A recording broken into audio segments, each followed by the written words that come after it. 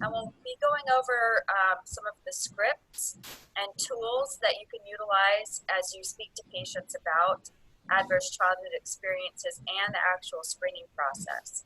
I'm going to start by just going over the screening protocol very quickly, and then we're going to get started in the meat of the discussion today.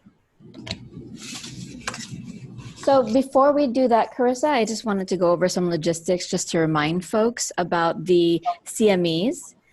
So making sure that folks who are present, even if you are doing it for part one, that you will also register for CMEs if you haven't done so already for the part two. And then we should have a separate sign-in sheet just to show that we split this training if that's already going around. If not, please make sure that that does go around and everybody signs in. This, as well as part one, is being recorded, and we will share this link post-training so that you all who were not able to make it will have it, and then those who are here to have it for a refresher. In addition, there's the provider packet that we sent out. If you can make sure you all have hard copies of that, because as we do the brief review of day one, that packet would be coming in handy. And of course, just to welcome everyone to the part two of this ACEs training that both Carissa, Lena is also here, and then myself will be going over. So if there are questions, we're going to hold those questions off towards the end of the training just to keep us on track with time. Was there anything else, Carissa or Lena, that you need to go over, or would you like me just to go straight to the algorithm slides? I think straight to the algorithm will be good. All right. This is the fast forward of day one. Okay. Oop. Where you at? Great. All right. So just to refresh, this is the scoring algorithm that your clinic will be utilizing, or your two clinics will be utilizing. And just a reminder, as you screen and score patients, a score of 0 will be considered low risk. A score of 1 to 3 will be considered intermediate risk, and that is with no symptoms. And you'll be providing anticipatory guidance with the ACEs, what are ACEs, handout, and toxic stress, which we'll look at in more detail today, and consider referrals to CC4C and other resources that you have. High risk would be considered 1 to 3 with symptoms, or any score of 4 or greater with or without symptoms. And again, we would ask that you provide some immediate anticipatory guidance, and then consider additional referrals with your clinical social work, mental health, or maybe even some specialists for other symptom management. Next slide. And these are the symptoms that we would ask you to consider as you are scoring your patients along with the CYW ACE-Q tool. And you'll just note again that we are looking at symptoms of asthma, autism, all of the things listed here, or maybe an increase in symptoms, not a diagnosis, not just a diagnosis alone. So just please keep that in mind. Next slide.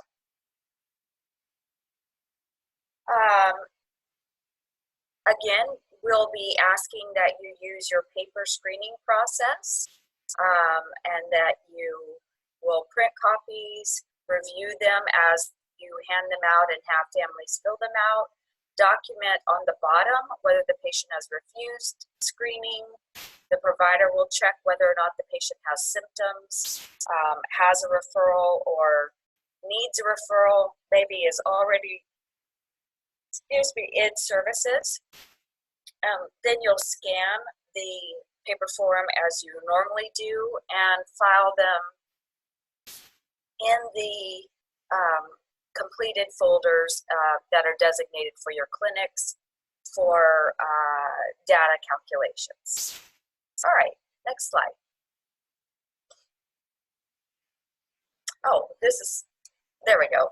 Now we can keep going. Let's keep going a little further, Murnell. Now we're here. So I'd like to have us start practicing talking about ACEs and toxic stress.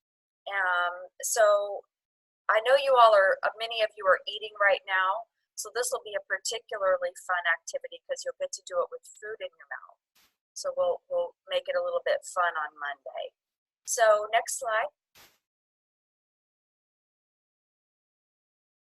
I'd like you to turn to the person next to you and explain to them what ACEs and or toxic stress are, as if that was a patient family that caught you in the waiting room and said, I saw that poster that said, we screen everyone.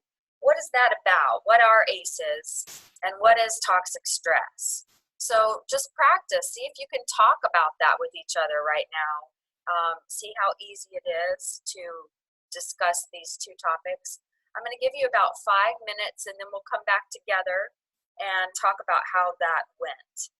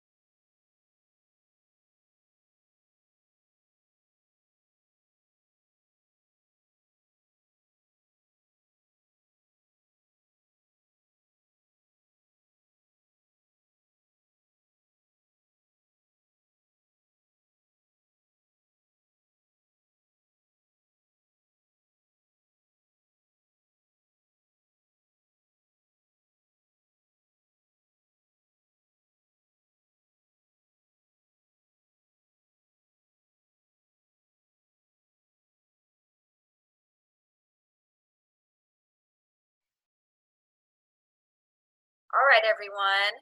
How did it go? You're going to have to unmute for a minute because I want to hear how well that went.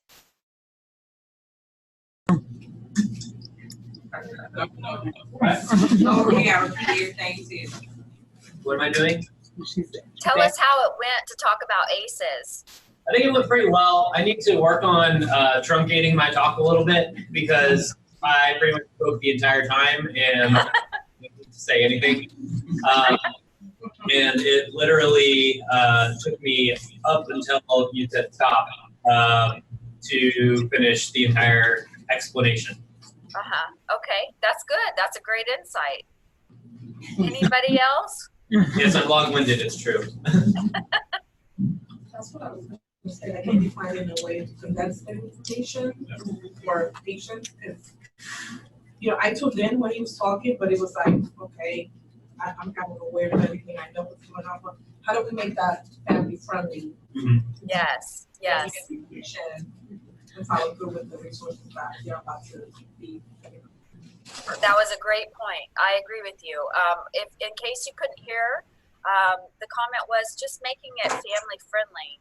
I bet all of you could talk about ACEs and toxic stress, but bringing it down to a nice appropriate patient literacy level without our medical jargon or terminology is important.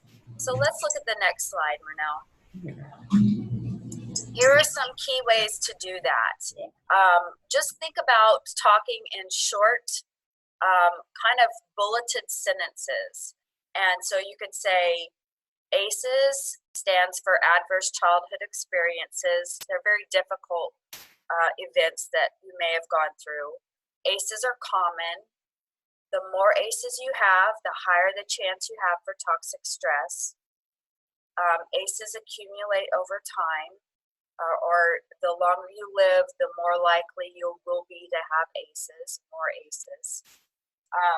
And then I know this sentence is a little bit at a higher literacy level, but just explaining that if you have ACEs at certain ages without supportive or protective factors, it can increase the risk of toxic stress, which is really bad stress, not normal stress, but stress that you have every day for a long time. And toxic stress can make you sick, not just mentally, but physically. So there are some key points you can use with families. You'll also see some scripts in your packet that we're going to go over right now. Okay, next slide. So one of the scripts that we've provided you is for really more geared towards the staff that will be handing out the questionnaire. And so I just like to start with, we have some forms that we'd like you to fill out. This one, you can point to or show them the ACEs screening and say, this is for us to understand how your child is doing. It's called the ACE screen. We screen all of our patients at, and you can say the age range there that you're screening, to understand what you've experienced. Now, it'll be really critically important that as you explain this questionnaire, as you will recall, it's a de-identified tool, and in that we mean the patients, we don't ask the patients yes or no to each of the items, so we just want to reinforce the proper way to fill out the tool. So we'll ask you to say something like this. So when you look at the form, you'll read these items and write the total number of experiences your child has had in this box over here to the right, right? Just the number. You don't have to indicate which items you've experienced. Okay, next slide. And so this script would be more geared towards the provider, the medical provider who's going over some of the tools that with the patients, the ACE-Q. So you can just say things like, is there anything you'd like to tell me about what you wrote on this form or your score? If you are struggling to come up with some verbiage around, particularly if a family has some concerns about why you're asking these questions, I like to use this phrase. It's worked very well for me. We ask about ACEs because we care about you and we want to understand what you have experienced, because the more we understand you, the better we can support you or provide care. If there's a higher score, I think it's a good way to open a conversation to say, because of the score you've indicated or because of what Tommy has experienced, I'm concerned that this may be contributing to some of the problems we've been discussing, like his outbursts at school. So tying together the adverse childhood experiences and the possibility or the potential of toxic stress with the symptoms, a lot of times will help the family members to understand this concept a little bit better and understand the importance of addressing it early and in a meaningful way. And then just saying, the earlier we address these stressors, the faster the body can begin to heal and the better we can support you. So that, I mean, these are some sample scripts. I think you also have to make them your own. So replace some of those words with things that you would feel more comfortable saying. But I think memorizing a short key phrase will help you get through sort of making the talk your own, and also making it shorter and more succinct. All right, let's look at the next slide. Okay, so I'm going to have you role play again. This time I'm going to have you all practice being the patient and the provider, or the staff member, and ask, why do, if you're playing the patient, I would encourage you to be a really ornery patient. I say my goal is to practice for the worst case scenario, and then when we have patients that are willing and compliant, we're well prepared. So, kind of ask, why do you want me to fill these forms out, and do you think something's wrong, and who you'll report to. Just practice answering some of those questions. So I'm going to give you guys a couple of minutes to trade off and do that. So you're going to be explaining how to fill out the questionnaire. All of you just practice that, and your partner practice being the patient who's a little bit on. And have some fun.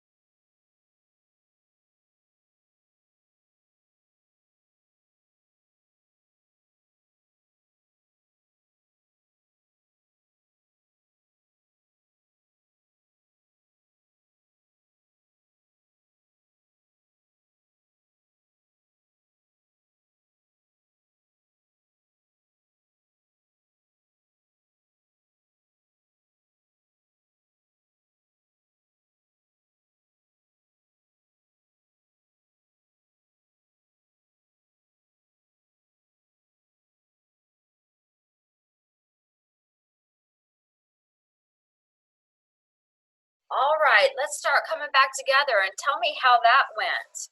Did it feel a little bit more comfortable, and how was it to have a patient that was giving you a hard time?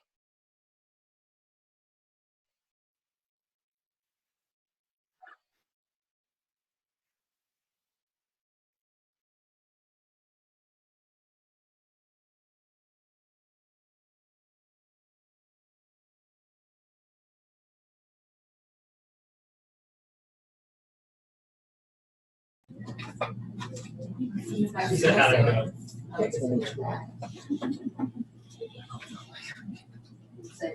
And you get better at practice. Yeah. We're gonna improve for practice. All right, we have one comment that we're gonna improve for practice as we practice this more.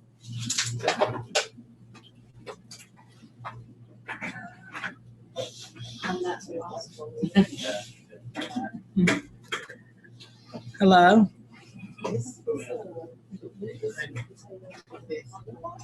We're stalling. I don't know. Hey, y'all, can you hear me? Yes. Hi, this is Murnell. I think we may have lost Carissa. So I'm back. there she is. Recently, when Lena and I and Murnell were on site, a provider asked us to role play a difficult patient, and I hadn't done it in a little while, and so it was a little unnerving, but we just did it on the spot with a large audience. And so I got to play the difficult patient, which was a lot of fun because I got to give Lena a really hard time. But she did a great job saying things like, I said, why do you want to know this information? Do you think I'm a bad parent? And Lena said, not at all. We ask these questions so we can understand some of the experiences your child has had, so that, again, we can understand you better and know what you've experienced, so we can be partners in your health and making sure your child is as happy and healthy as possible. And that really, I thought to myself, that really does diffuse the frustration if you're the parent. The provider is asking me to partner with them to make sure my child is happy and healthy. That's hard to argue with for most parents. Or to say, we want to support your family. We want to we want to work with you around these things. And again, while we use the term adverse childhood experiences, I like to, after I explain that one time with the family, really refer to it as ACEs, and then talk about stressful experiences.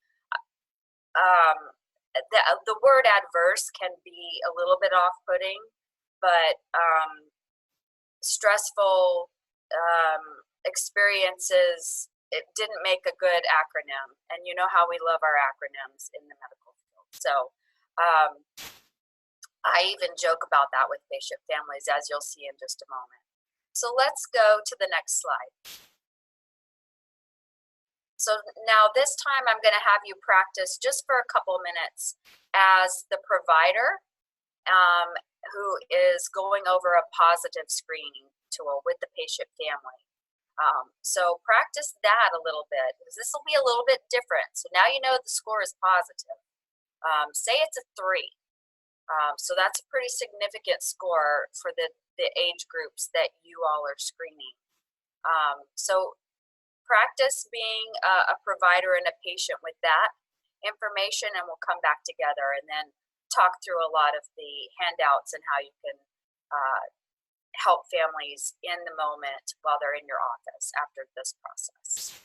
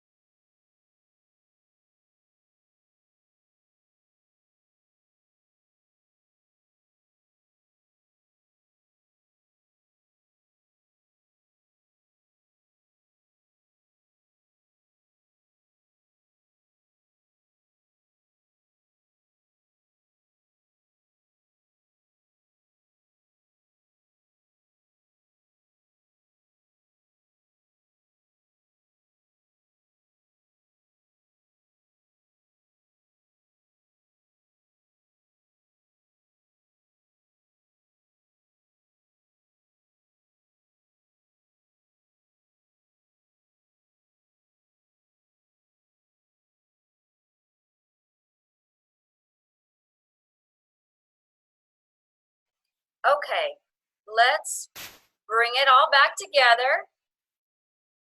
We'll see how that went. I know it's a little bit hard to squeeze in all the role plays, but you'll have the slides and you'll be able to continue practicing with these. Let's go ahead and go on to the next slide, Murnell. So I just want to go through a couple of case studies. So just to remind you, as you look at this screener with a score of a 2, right now this would be considered an intermediate risk, or that medium scoring grouping. Just wanted to refresh your memory on that. Next slide. But this is going to happen to you guys quite often, I suspect. We've heard this from our practices many times.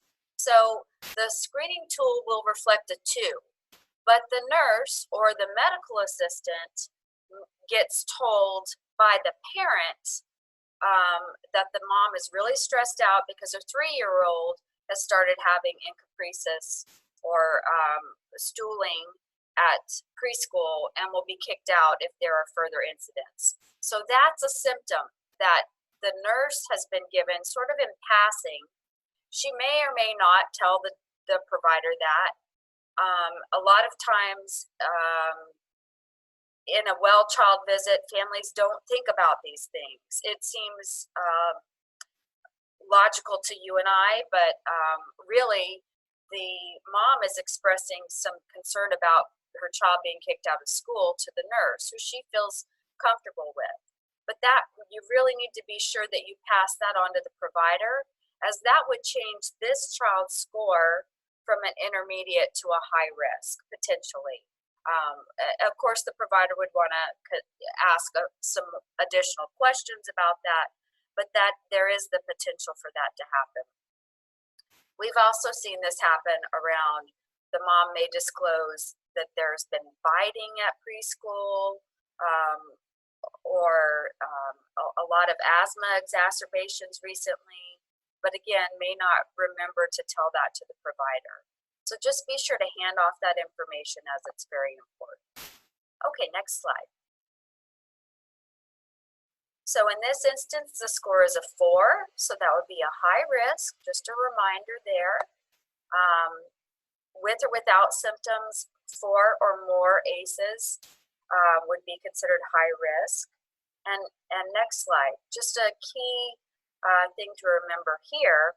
When you have a score of 10 on the top section, on section 1 only, you have a situation that will require asking some additional questions, but potentially this will be a situation where it would require mandated reporting, because you would have information that the parent has indicated that all 10 of the ACEs have occurred, and that includes physical or sexual abuse. So again, an additional conversation will need to be had with the family about the score of 10.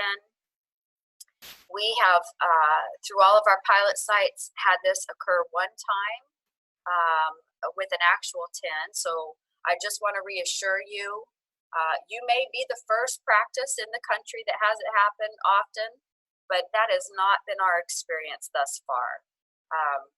The family that did indicate that all 10 were present had recently immigrated from a country where they were being persecuted, and a lot of terrible things happened in the course of their escape.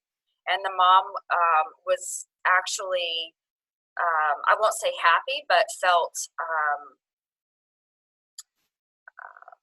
hopeful, and felt it was a positive thing to tell the provider that they had gotten through those experiences. She shared a little bit about how they had coped with that, and then the provider was able to reinforce the good coping and offer additional resources. So it was a really positive exchange. That mom also shared that, you know, she didn't know anyone would ever ask about that, and she really felt cared for.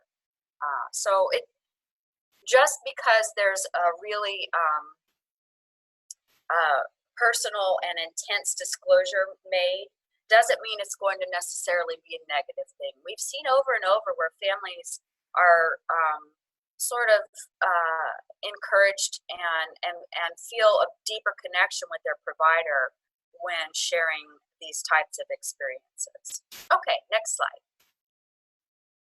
I just want to go over a couple of the key patient education materials that we have encouraged you to utilize, and these are in your packet in front of you, and they're also in your scoring algorithm as two of the main interventions you'll be using when providing patient education.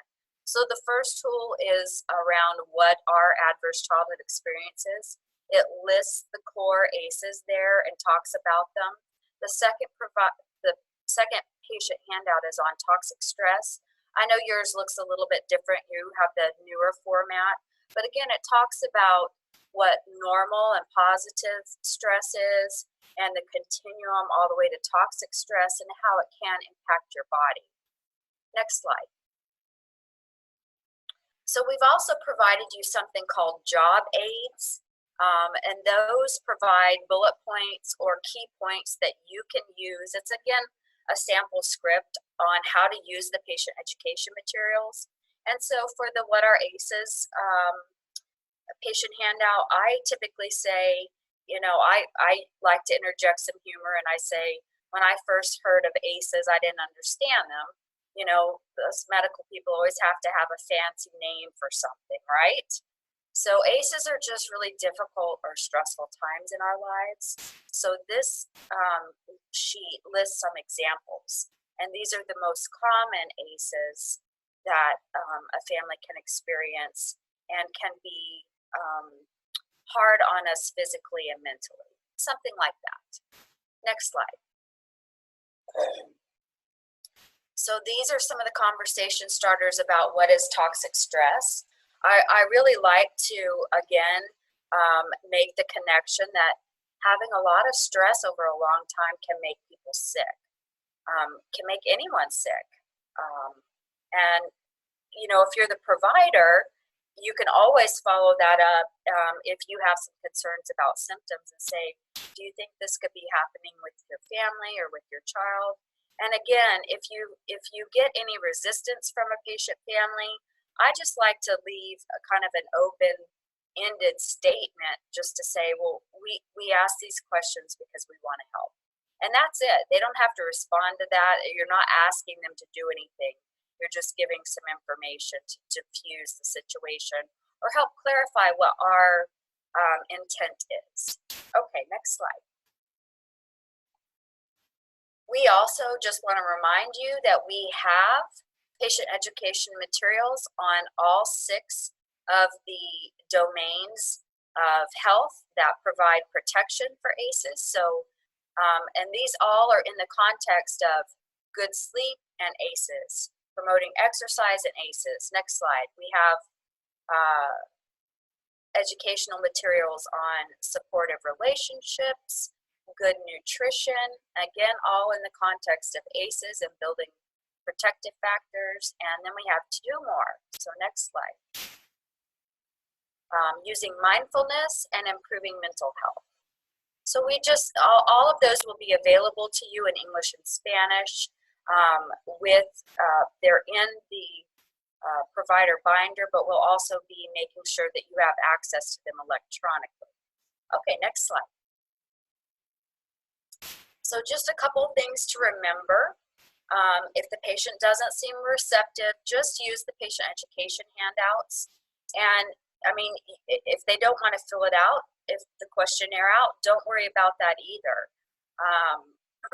Just encourage them to look at the patient handout, still give them the What Are ACEs, and tell them that you hope they'll consider it, and if they want to fill it out next time, you'd be happy to talk to them about it. Don't forget to use your open-ended questions if you're trying to get some additional information. Ask what the patient's most concerned about or what you can help them with today to help contain and provide kind of a framework for patient families to talk to you. If we say, is there anything you'd like to tell me sometimes, or, they could kind of start unpacking the whole list of things. But what we really want to know is, what can we do for them today? And just remember to only give advice with permission. And I like to always use sort of a love and logic framework for that. So if a family says, I don't know, what should we do? I will use something like, I've heard another patient family of mine had a similar concern, and they did X, Y, or Z. So I'm sort of telling them what I think they should do in the framework of, this is what another patient family did, not directly saying that that's what they need to do. But it can be a good way to talk about whether or not they'd be open to doing that. So we are just about out of time. Are there any questions or comments that you would like to have us address before we leave? There's some additional information there about self-care, which is very important. I'll let you all review that. But other symptoms or other questions or concerns you have about rolling out your screening. One of the measures you're looking at is patient refused. Is that patient refused to do the questionnaire, or patient refused intervention, or both? It's just the questionnaire. That's an excellent question. Yes. If they refuse the referral, you've still made the referral, or you've still recommended that intervention. Okay. So you would go ahead and check on the bottom, referral to services, and you can just note somewhere, or just in your own mind or patient note, that you doubt they've refused that or whatever. But they did go through the screening process, and you did make the appropriate intervention. So that's what we would be looking at in the early phase. Later on down the road, you might want to look at the receptiveness to referral resources. Okay. Any other questions? That was a great one. All right. Well, I hear the big go live is tomorrow. Is that correct? Wait a minute. Yes, it's tomorrow. I was a little confused about what day it was. Is that still the plan? And do you have any questions or concerns about that? That's news to us here at South Park, that the go live tomorrow. Okay. We don't have any other resources than what's in the packet. Okay. Okay. Is there anything that we can help with to, I understand you may need to get some additional things in place and have some further discussions. I think it would be really helpful if maybe you set another go live goal date, like maybe October 15th, to give you a couple of weeks to get comfortable. Yeah. Please keep in mind, if you don't necessarily have all of the referral resources. Yeah, I'm sure that it matters. I mean, if we just make some copies. Referral resources, that's the only thing waiting. Only thing South Park is waiting on is just the referral resources, and I think we'll be good to go. Okay. In the interim, while you're gathering some of those, and again, using the resources you currently have in-house and those domains of wellness, you might consider going ahead and screening, because you don't have to have an intervention that very day. You can always say, I'd like for you to consider going to a therapist or cognitive behavioral therapist. And you can always call them back with that information, but you've just planted the seed, and you're giving them some information about ACEs, what is toxic stress. Unless the family's in crisis, you can make that referral a little bit later down the road. So I would ask you to consider that. A lot of times you're going to gather very important information about the real referral resources you need after you start screening. Those become clearer and clearer. And I can tell you from our experience, of the patients who are positive when you screen, which will typically be between 20 and 30% of the patients you screen, 75% of those patients will be in the intermediate category. And we have found that those 75% of patients typically need more community-based referrals like food bank, clothing, sometimes a shelter, housing, financial assistance, rides to appointments. They're more of the social need category.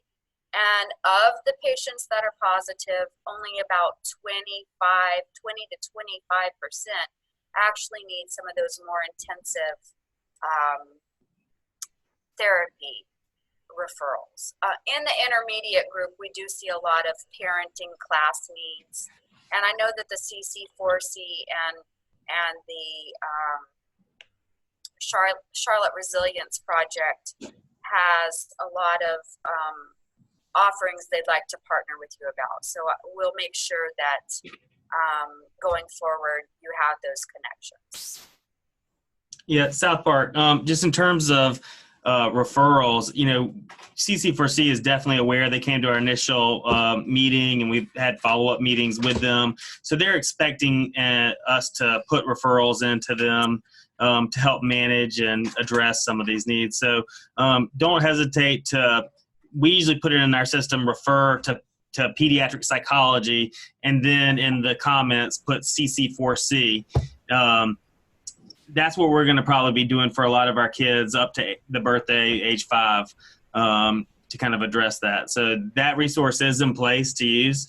You know, your 5-year-olds, you're going to have to consider a little bit what's kind of going on, a little bit more in the clinical picture. We love Triple P and parent-child interaction therapy as two great parent-driven or parent collaborative therapies. That's great. That's great. Wow. Any other questions? All right. Well, our contact information is there. We would be happy to hear from you and hear any questions and address them.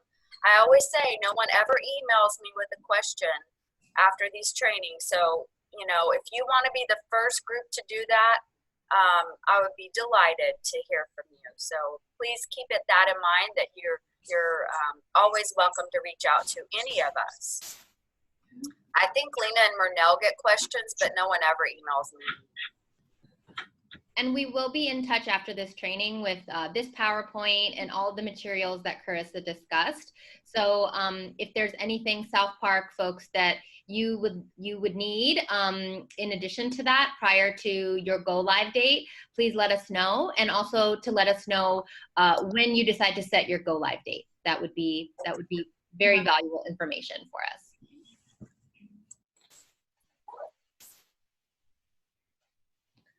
All right. Well, we're going to let you guys get back to important work. Thank you so much for giving us some of your time on a Monday. And we hope that you have a great rest of the week. Great. All right. Thank you. Everyone. All right. Thank you. Take care.